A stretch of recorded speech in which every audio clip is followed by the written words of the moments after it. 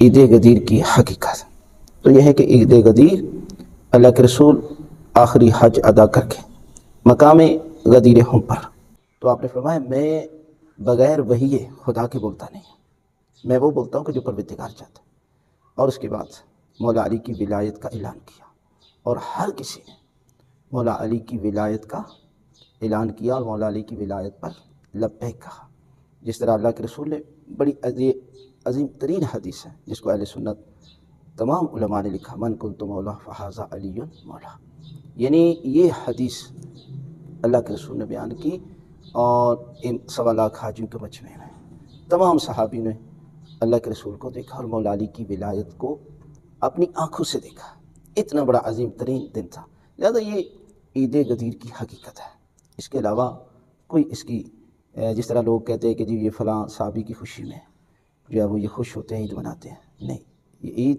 عید غدیر ہو یا عید مبالغہ، اس میں ایک مخصوص واقعے کی طرف قرآن مجید نے بیان کیا ہے۔ سورہ مائدہ میں یہ پورے کا پورا واقعہ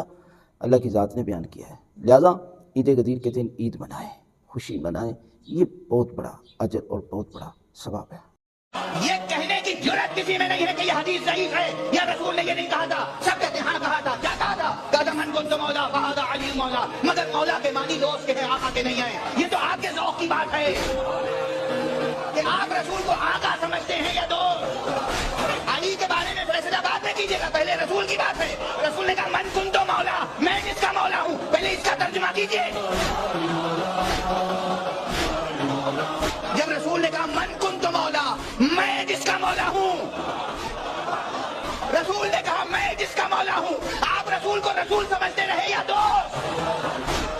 رسول کو حاکم سمجھتے رہے یا دوست؟ رسول کو آقا سمجھتے رہے یا دوست؟ جو رسول کو سمجھتے رہے وہی علی کو سمجھیے۔ آپ نے دوست سمجھا ہوگا، دوست سمجھتے رہیے۔ ہم نے رسول کو آقا مانا، ہم علی کو آقا مانتے۔ نحمده ونصلي على رسوله الكريم، اما بعد فاعوذ بالله من الشیطان الرجیم، بسم اللہ الرحمن الرحیم۔ محترم سامعین، اس ویڈیو میں آپ نے دیکھا کیسے یہ عید غدیر خم کے نام سے ایک خوشی کا اظہار اور اس کو اجر ثواب بتا رہا ہے۔ آج کے اس مجلس میں مختصراً ہم کچھ چیزوں کو ذکر کریں گے۔ تمام اہل اسلام خصوصاً بچے کو اس بات کا علم ہے کہ اسلام میں، شریعت میں ہمیشہ 2 عیدیں ملتی ہیں۔ ایک عید کا نام عید الفطر ہے اور ایک کا نام عید الاضحیٰ ہے۔ پوری تاریخ اسلام اٹھا کر دیکھیں، ان 2 عیدوں کے علاوہ کسی تیسری عید کا تصور ہمیں نہیں ملتا، یا تو عید الفطر ہے اور یا عید الاضحیٰ ہے۔ لیکن اس کے علاوہ ایک تیسری عید کا تصور پیش کرنا یہ ظاہر اہل بدعت کا شعار ہے۔ اب تیسرے عید کے نام سے ایک تو اہل بدعت نے 12 ربیع الاول کو عید میلاد النبی کے نام سے ایک عید کا نام عید شروع کیا، جس کا اسلام سے کوئی تعلق نہیں ہے۔ صحابہ کرام نے، نبی علیہ السلام نے، اور آج تک جتنا بھی اہل حق طبقہ ہے، کسی نے بھی یہ 12 ربیع الاول کو عید نہیں منایا۔ آج ہم اس عید کے متعلق بحث نہیں کریں گے کہ وہ عید کیسا ہے، جائز ہے یا نہیں ہے۔ آج جس عید کے متعلق ہم بات کریں گے وہ ایک اور عید ہے جس کو اہل کفر نے ایک خاص اپنا خوشی کا موقع بنایا ہے، اس کے حوالے سے آج ہم بات کریں گے، اور اس عید کا نام ہے عید غدیر خم۔ اس کی حقیقت کو انشاءاللہ ہم واضح کریں گے۔ تو یہ بات جان لے کہ عید چونکہ 2 ہے، عید الفطر اور ایک عید الاضحیٰ، یہ جو عید غدیر خم کے نام سے ایک تیسرا عید شروع کیا گیا ہے، یہ بھی سراسر اہل کفر کی طرف سے ایک بہت بڑی گمراہی ہے اور غلط فہمی ہے۔ عید غدیر خم کیا چیز ہے؟ دیکھیں، عید تو معنی خوشی ہے، غدیر خم اصل میں یہ ایک واقعے کی طرف اشارہ ہے۔ 9 ذی الحجہ کو آپ صلی اللہ علیہ وسلم جب آخری مرتبہ حج ادا کر کے واپس آئے تو اس وقت ایک جگہ تھی جس کا نام تھا خم، یہ ایک علاقے کا نام ہے، اور اس علاقے میں ایک تالاب تھا، اس تالاب کا نام ہے غدیر، چونکہ عربی میں غدیر تالاب کو کہتے ہیں، بعض لوگ اس کو کنواں سمجھتے ہیں، غدیر کا معنی کنواں کرتے ہیں، حالانکہ یہ بات ٹھیک نہیں ہے۔ حالانکہ دوسرے درجے کے طالب علم کو بھی یہ پتہ ہے، جس نے قدوری پڑھی ہوگی، والغدیر العظیم الذی یتحرک احد طرفیہ بتحریک الطرف الاخر، اس میں صاف تفصیل موجود ہے کہ یہ ایک تالاب کا نام ہے، تالاب کو کہتے ہیں۔ چنانچہ تالاب، اور جو خم کے علاقے میں تالاب تھا اس وجہ سے اس کو غدیر خم کہا جاتا ہے۔ تو اس کے پیچھے کیا پس منظر ہے؟ آپ صلی اللہ علیہ وسلم نے 9 ذی الحجہ کو جب حج کا خطبہ دیا اور اس کے بعد جب آپ واپس چلے گئے تو جو صحابہ کرام آپ صلی اللہ علیہ وسلم کے ساتھ حج کے لیے آئے تھے، اور حج کرنے کے بعد کچھ صحابہ جو عراق سے آئے تھے وہ عراق چلے گئے، جو دوسرے ممالک سے آئے تھے وہ اس طرف چلے گئے۔ آپ صلی اللہ علیہ وسلم نے بھی چونکہ مدینہ کی طرف جانا تھا تو لہٰذا کچھ صحابہ کرام آپ کے ساتھ تھے اور مدینہ آ رہے تھے۔ تو جب وہ اسی خم کے علاقے میں پہنچے تو نماز کا وقت ہو گیا اور کچھ پانی کی بھی ضرورت پڑ گئی، تو اس تالاب جس کو غدیر کہا جاتا ہے، اس تالاب کے پاس آپ رک گئے۔ تو یہ تقریباً 18 ذی الحج تک یہ معاملہ پہنچ چکا تھا کہ جب یہ آپ صلی اللہ علیہ وسلم واپس آ رہے تھے اور خم کے مقام پر پہنچے اس تالاب پر، تو یہ 18 ذی الحجہ تھا، یعنی 9 ذی الحجہ سے بعد 18 ذی الحجہ تک پہنچ گئی۔ تو یہاں پر یہ واقعہ پیش آیا۔ اب واقعہ کیا پیش آیا اس سے پہلے یہ بات سمجھے کہ آپ صلی اللہ علیہ وسلم نے یمن کی طرف ایک لشکر بھیجا تھا صحابہ کرام کا، اور مال غنیمت کے حوالے سے کچھ صحابہ کرام کے آپس میں کشمکش پیش آئی، اور اس میں حضرت علی رضی اللہ تعالیٰ عنہ بھی تھے۔ اب کچھ صحابہ کا حضرت علی سے اختلاف ہو گیا، اختلاف مال غنیمت کے کسی معاملے میں ہوا، پتہ نہیں شاید کسی کو زیادہ حصہ ملا کسی کو کم ملا، تو جس طرف صحابہ کرام کچھ اس طرف تھے اور ایک طرف حضرت علی رضی اللہ تعالیٰ عنہ تھے، اختلاف ہوا اور اختلاف کسی نتیجے پر نہیں پہنچا۔ تو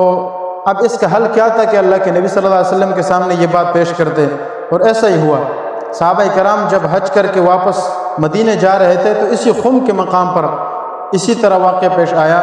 کہ جب صحابہ کرام نے اس موقع کو غنیمت سمجھا، اور جب یہ دیکھا کہ اب صحابہ کرام بھی کچھ چلے گئے ہیں جنہوں نے دور جانا تھا، اور آپ صلی اللہ علیہ وسلم بھی فارغ وقت ہے، موقع ہے، اس لیے موقع کو غنیمت سمجھ کر صحابہ کرام نے اس وقت یہ سوال اٹھایا تو نبی کریم صلی اللہ علیہ وسلم کے سامنے جب یہ واقعہ پیش کیا تو آپ صلی اللہ علیہ وسلم سمجھ گئے کہ اس واقعے کی حقیقت کیا ہے۔ اب یہ بات ظاہراً جب دیکھی گئی تو آپ صلی اللہ علیہ وسلم نے اس پر غور و فکر کیا تو ظاہراً حضرت علی حق پر تھے۔ جب علی رضی اللہ تعالیٰ عنہ حق پر تھے تو اس لیے ان کے خلاف صحابہ کے دل میں کچھ کدورت نہ آ جائے، ان کے خلاف کوئی نفرت نہ آ جائے، اس بات کو ختم کرنے کے لیے نبی صلی اللہ علیہ وسلم نے اس وقت ایک خطبہ ارشاد فرمایا۔ خطبہ بڑا لمبا تھا جس میں سے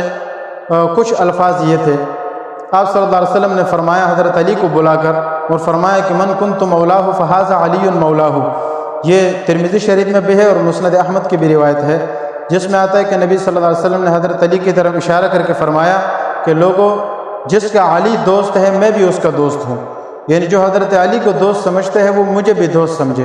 اور پھر آگے بھی روایات میں الفاظ ہے، نبی صلی اللہ علیہ وسلم نے یہ بھی فرمایا اللہم والی من والاہ وعاد من عاداہ، اے اللہ جو حضرت علی سے محبت کرے ان کو دوست رکھے تو آپ بھی انہیں دوست رکھیے، اور جو ان سے دشمنی کرے تو آپ بھی ان سے دشمنی رکھیے۔ جب یہ بات ہوئی تو صحابہ کرام کے دل میں بالکل جو تھوڑی بہت چپکلش تھی وہ بھی ختم ہو گئی، اور سب حضرت علی سے پہلے سے زیادہ محبت کرنے لگے۔ روایات میں یہ بھی آتا ہے کہ حضرت عمر رضی اللہ تعالیٰ عنہ جب دوسرے دن حضرت علی سے ملے تو ان کو مبارکباد دیا اور یہ فرمایا ہنی اللہ کا ابن ابی طالب، آپ کو مبارکباد ہو اے علی ابن ابی طالب، اس لیے کہ اس قول کے بعد نبی صلی اللہ علیہ وسلم کے اس کہنے کے بعد صحابہ کرام چاہے مرد ہو یا مومن ہو، ہر ایک کے دل میں آپ کی محبت پہلے سے زیادہ بڑھ گئی ہے۔ تو یہ واقعہ پیش آیا۔ تو اب اس واقعے کو بنیاد بنا کر کچھ اہل کفر، اہل روافض شیعہ، وہ اس عقیدے کو اور اس حدیث کو بنیاد بنا کر خلافت بلا فصل کو ثابت کرتے ہیں، اور وہ اس چیز کو ثابت کرتے اور خوشی کا اظہار کرتے ہیں کہ اس دن چونکہ آپ صلی اللہ علیہ وسلم نے خود اپنی زبان سے حضرت علی کی خلافت کا اقرار کیا اور گویا یہ بتایا ہے کہ میرے بعد خلافت حضرت علی کی ہوگی، یعنی ان کو خلافت ملے گی اور خلافت بلا فصل ملے گی، یعنی بیچ میں ابو بکر اور عمر اور عثمان کا واسطہ نہیں ہوگا، بغیر فصل کے ڈائریکٹ نبی صلی اللہ علیہ وسلم کے بعد حضرت علی کو خلافت ملے گی۔ اس عقیدے کے انہوں نے ثابت کیا، اور اس لیے وہ اس دن عید کا دن مناتے ہیں، اور عید غدیر کے نام سے، چونکہ یہ خطبہ آپ نے اس غدیر خم کے موقع پر ارشاد فرمایا تھا، تو اس کو بنیاد بنا کر وہ کہتے ہیں کہ چونکہ حضرت علی کو خلافت ملی ہے لہذا یہ خوشی کا موقع ہے اور عید منانا چاہیے۔ اب سب سے پہلے تو ہم اس بات کی وضاحت کریں گے کہ کیا یہ واقعتاً یہ حدیث درست بھی ہے یا نہیں، اور پھر عید غدیر خم کی حقیقت کو بھی ہم بیان کریں گے۔ سب سے پہلے تو اس بات کو سمجھیں کہ یہ جو عید غدیر چونکہ 18 ذی الحجہ کو پیش آیا تھا، اس میں آپ دیکھیں تو صحابہ کرام نے اور خود حضرت علی رضی اللہ تعالیٰ عنہ نے، نہ ان کی اولاد نے کبھی بھی اس دن 18 ذی الحجہ کو خوشی کا عید نہیں منایا۔ اس لیے اس سے پتہ چلا کہ یہ عید کوئی بنیادی نہیں ہے، پہلے سے نہیں چلا رہا ہے، یہ بعد میں بنا۔ اب بعد میں اس کو کس نے بنایا؟ تو تاریخی روایات میں آتا ہے کہ معز الدولہ نام ایک یہودی تھا، اور اس یہودی نے ظاہری لبادہ اسلام کا اوڑھ کر شیعت کی بنیاد رکھی تھی، یعنی بنیاد تو عبداللہ ابن سبا نے رکھی، لیکن چونکہ یہ بھی ایک قسم کا شیعہ تھا اور اصل بنیادی طور پر یہ بھی یہودی تھا، تو حضرت عثمان رضی اللہ تعالیٰ عنہ سے ان کو بھی بغض تھا، اور اس دن چونکہ حضرت عثمان رضی اللہ تعالیٰ عنہ کی شہادت بھی ہے 18 ذی الحجہ کو، اور ایک طرف یہ حدیث بھی، تو ظاہراً وہ حدیث لایا اور خلافت کا نعرہ لگایا، لیکن اس کے پیچھے حضرت عثمان رضی اللہ تعالیٰ عنہ کا وہ بغض چھپا ہوا ہے کہ چونکہ اس دن ان کی وفات ہوئی ہے، اسی دن وہ خوشی کے نام سے عید مناتے ہیں اور پیچھے نام اس خلافت بلا فصل کا لیتے ہیں۔ تو گویا حقیقت کیا ہے؟ اس معز الدولہ نامی یہودی شخص، اس نے یہ تحریک اس لیے شروع کی کہ حضرت عثمان رضی اللہ تعالیٰ عنہ کا اس کا بغض جو ہے وہ دل میں، جو وہ دل کے اندر جو بغض ہے اس کو ظاہر کیا جائے اور خوشی منائی جائے، اس لیے عید غدیر خم کے نام سے یہ عید مناتے ہیں۔ ایک بات تو یہ، دوسری بات یہ ہے کہ یہ جو معز الدولہ یہودی تھا، اس نے صرف اس چیز کی بنیاد نہیں رکھی ہے، آپ دیکھیں 352 ہجری میں یا 351 ہجری میں انہوں نے یہ چیز بھی شروع کیا، اور اسی دن تقریباً انہوں نے یہ جو ماتم کرتے ہیں اس ماتم کی بنیاد بھی اس نے رکھی، اور اسی 352 ہجری میں یا اس کے آگے پیچھے 22 رجب کو جب حضرت امیر معاویہ رضی اللہ تعالیٰ عنہ کی وفات کا دن ہے، اس دن بھی انہوں نے خوشی کا اظہار اور ایک خوشی کا نام بنا کر کنڈے کی رسم شروع کر دی۔ یہ بھی در حقیقت حضرت امیر معاویہ رضی اللہ تعالیٰ عنہ کے خلاف اس بغض کا اظہار کرنا ہے اور خوشی منانا ہے۔ تو ایک طرف امیر معاویہ رضی اللہ عنہ کا بغض، دوسری طرف حضرت عثمان کا بغض، تو بنیاد گویا کہ وہ یہودیت ہے۔ ایک بات تو یہ، دوسری بات یہ ہے کہ اس حدیث سے کیا خلافت بلا فصل ثابت ہوتا بھی ہے یا نہیں ہے؟ تو اس سے پہلے یہ بات سمجھے کہ یہ جو حدیث ہے، اس حدیث کے بارے میں جرح اور تعدیل کے جتنے بھی ائمہ ہیں تقریباً سب نے اس حدیث کو ضعیف کہا ہے، اور ضعیف کہنے کے بعد یہ حدیث چونکہ ضعیف ہے، اس لیے اس حدیث سے خلافت جیسے بڑے امر کا استدلال کرنا اور اس کو ثابت کرنا یہ سراسر لا علمی اور جہالت ہے۔ اس سے خلافت جیسا مسئلہ ثابت ہو ہی نہیں سکتا ہے، کیونکہ یہ حدیث بالکل کمزور درجے کی ہے۔ اچھا، اس کو اگر فضائل میں ذکر کیا جائے تو چونکہ ضعیف حدیث فضائل میں چل جاتی ہے، حضرت علی کی فضیلت میں اس کو ذکر کر دیتے پھر ٹھیک ہے، فضیلت تک تو بات ٹھیک ہے، لیکن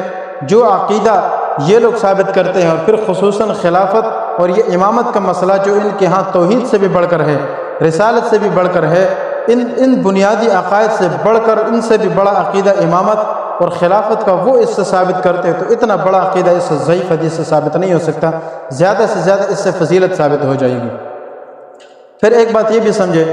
کہ کیا اس حدیث میں جو مولا کا لفظ آیا ہے اس سے خلافت ثابت ہوتی بھی ہے یا نہیں؟ مولا کا معنی کیا ہے؟ دیکھو، مولا کے تقریباً 50 معنی علماء نے ذکر کیے، وہ 50 معنی بہت زیادہ ہے، میں صرف آپ کو مختصراً بڑے بڑے معنی ذکر کر دیتا ہوں۔ ایک تو مولا کا معنی آقا اور سردار بھی آتا ہے، دوسرا اس کا معنی غلام بھی آتا ہے، تیسرا اس کا معنی دوست بھی آتا ہے، اور بھی بہت سارے معنی آتی ہیں۔ اس کا ایک معنی غلام بھی ہے، اس کی دلیل کیا ہے کہ ایک جگہ رسول اللہ صلی اللہ علیہ وسلم نے اپنے آزاد کردہ غلام حضرت زید بن ثابت، زید بن حارثہ رضی اللہ تعالیٰ عنہ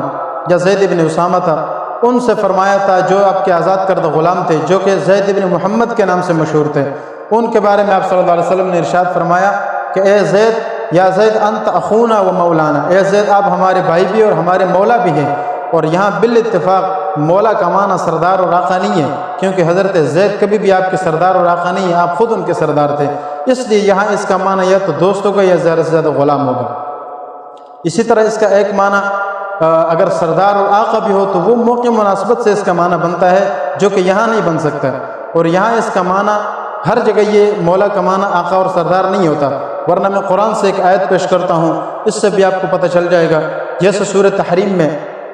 قد سمع اللہ کے آخری صورت میں پہلے رکوع میں اللہ رب العزت فرماتے ہیں نبی علیہ السلام کے بارے میں کہ فَإِنَّ اللَّهَ هُوَ مَوْلَاهُ وَجِبْرِيلُ وَصَالِحُ الْمُؤْمِنِينَ، کہ نبی صلی اللہ علیہ وسلم اکیلے نہیں ہیں بلکہ اللہ بھی ان کا مولا ہے، جبریل بھی ان کا مولا ہے، اور صالح مومنین جتنے بھی ہے وہ سب آپ کے مولا ہے۔ اب دیکھو صالح مومنین اور جبریل یہ آپ صلی اللہ علیہ وسلم کے مولا ہے، تو کیا مطلب آپ کے آقا اور سردار ہے؟ ایسا تو کوئی نہیں ہے، بلکہ اس کا معنی مولا ہے، مطلب یہ ہے کہ یہ بھی آپ صلی اللہ علیہ وسلم کے دوست ہیں۔ اس کا مطلب ہے کہ آپ اکیلے نہیں ہیں، آپ کا دوست اللہ تعالیٰ بھی ہے، جبریل بھی ہے، اور صالح مومنین بھی ہے، تو یہاں بھی معنی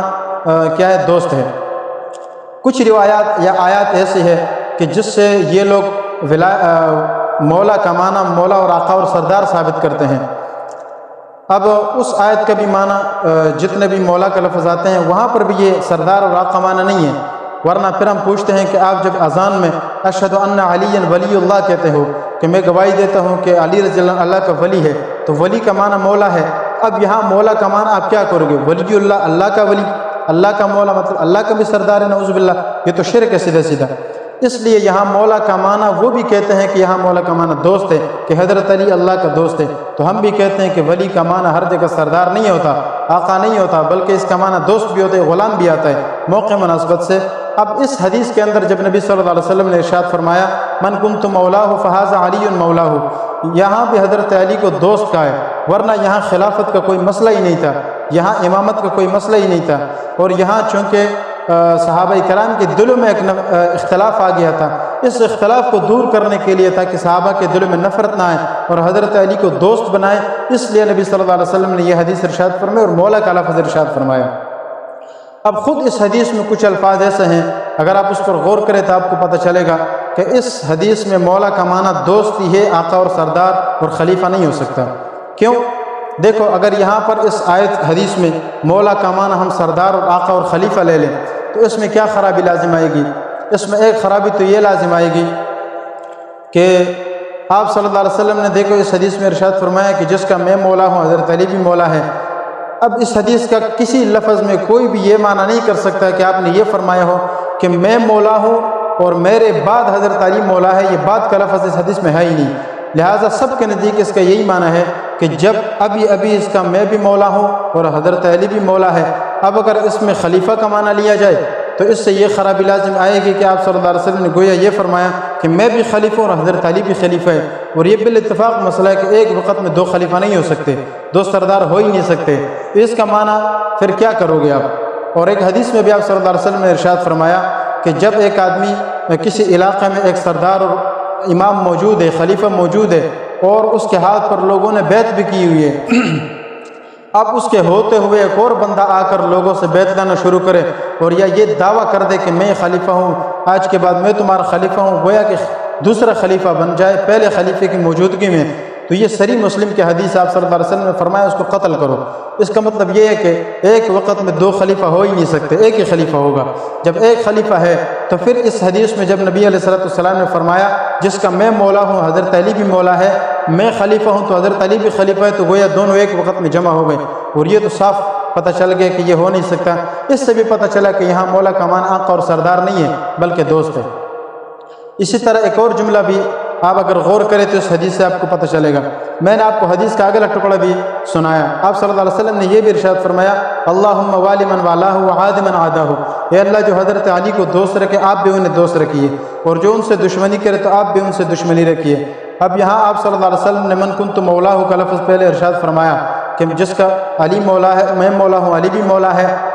یہاں مولا کا معنی دوست ہے۔ کیوں؟ اگلا جملہ بتا رہا ہے، آپ صلی اللہ علیہ وسلم نے جب یہ فرمایا نا کہ جس کو علی رضی اللہ تعالیٰ عنہ کو دوست رکھے اللہ آپ بھی اسے دوست رکھیے، جو ان سے دشمنی کرے تو آپ بھی ان سے دشمنی رکھیے، یہاں اللہ کے نبی صلی اللہ علیہ وسلم نے دشمنی کا لفظ لایا، اور یہ دشمنی کا لفظ لانا یہ اس بات کی واضح دلیل ہے کہ اس سے پہلا جو لفظ ذکر ہے وہ دوستی ہے، کیونکہ دشمنی ہمیشہ دوستی کے مقابلے میں آتی ہے۔ اور یہاں آپ صلی اللہ علیہ وسلم نے فرمایا کہ اللہ آپ اس کو بھی دشمن رکھیے جو ان سے دشمنی رکھے۔ اس کا مطلب یہ ہے کہ اس سے پہلا جو لفظ آیا ہے وہ دوستی کا ہے، اور دوستی کے لیے اللہ کے نبی صلی اللہ علیہ وسلم نے مولا کا لفظ لایا، تو پتہ چلا کہ یہاں مولا کا معنی دوست ہے۔ کیوں؟ اس لیے کہ اگلا جملہ دشمنی ہے، اور دشمنی دوستی کے مقابلے میں آتی ہے۔ جب یہ ساری باتیں واضح ہو گئی تو اس سے پتہ چلا کہ اس حدیث سے، ایک تو ضعیف حدیث ہے، خلافت کا استدلال تو کسی صورت میں بھی نہیں ہو سکتا، اس لیے اس حدیث کو گویا ظاہری طور پر بنیاد بنا کر اصل در اصل حقیقت میں حضرت عثمان رضی اللہ تعالیٰ عنہ کی شہادت 18 ذی الحجہ کو ہے، اس کو اپنے بغض کا اظہار کرتے ہیں اور ان کے خلاف یہ عید مناتے اور خوشی کا اظہار کرتے ہیں۔ اس لیے ہر مسلمان کو پتہ ہے کہ مسلمانوں کی دو عید ہیں، ایک عید الفطر، ایک عید الاضحیٰ، یہ مسلمان کے بچے کو پتہ ہے۔ اس لیے اہل بدعت کی طرف سے عید میلاد النبی کے نام سے یہ بھی غلط ہے، اور عید غدیر کے نام سے شیعوں کی عید یہ بھی غلط ہے۔ اس لیے ساری بنیاد کو سمجھنے کی ضرورت ہے۔ ان ساری حدیث کے بعد آخر میں ایک بات، آخری مسئلہ واضح کر دوں۔ یہ جو حدیث ہے من کنت مولا فہذا علی مولا ہو، یہ حدیث چونکہ میں نے کہا تھا کہ ضعیف حدیث ہے، اور ضعیف حدیث جو ہے وہ ہوتا ہے وہ فضائل میں چلتی ہے، یعنی آپ اس سے فضیلت ثابت کر سکتے ہیں کسی کی، لہذا اگر حضرت علی کی فضیلت کو مانیں تو ٹھیک ہے، حضرت علی کی فضیلت ثابت ہو جائے گی۔ اس حدیث کی وجہ سے پھر کیا حضرت علی کو مولا علی کہنا درست ہے یا نہیں ہے؟ تو دیکھو مولا علی جو لوگ کہتے ہیں، یہ لفظ اس کے بارے میں فقہاء نے لکھا ہے کہ مولا علی کہنا اس لفظ میں بذات ہی بعین ہی کوئی حرج نہیں ہے، یہ لفظ جائز ہے کیونکہ حدیث میں آیا ہے، لیکن اس کے پیچھے چونکہ یہودیت کا اور شیعت کا ایک بہت بڑا گندا عقیدہ چھپا ہوا ہے امامت کا اور خلافت کا، تو اس عقیدے کو بنیاد بناتے ہیں، اس لیے علماء اس لفظ کے کہنے سے بھی منع کرتے ہیں، اور پھر خصوصاً اس جگہ میں جہاں پر یہ روافظ ہو تو اس جگہ میں تو پھر اس لفظ کا کہنا جائز ہی نہیں ہے۔ اس لیے عام حالت میں مولا علی کہنا ویسے جائز ہے، لیکن علماء منع کرتے ہیں کہ مولا علی کا لفظ کہنا بھی جائز نہیں ہے، اس لیے کہ ایک غلط عقیدے کا وہم انسان کے ذہن میں پیدا ہوتا ہے۔ اس لیے مسلمانوں کے عقیدے کو سمجھیے اور ہر اہل باطل کے ہتھ کنڈوں کو سمجھیے اور ان سے بچنے کی کوشش کرے۔ اللہ تعالی ہمیں صحیح دین کو سمجھنے کی توفیق عطا فرمائے اور اس کو سمجھ کر اور پھر اس پر عمل کرنے کی بھی توفیق عطا فرمائے۔ وآخر دعوانا الحمدللہ رب العالمین۔ يرفع الله الذين آمنوا منكم والذين أوتوا العلم درجات والله بما تعملون خبير۔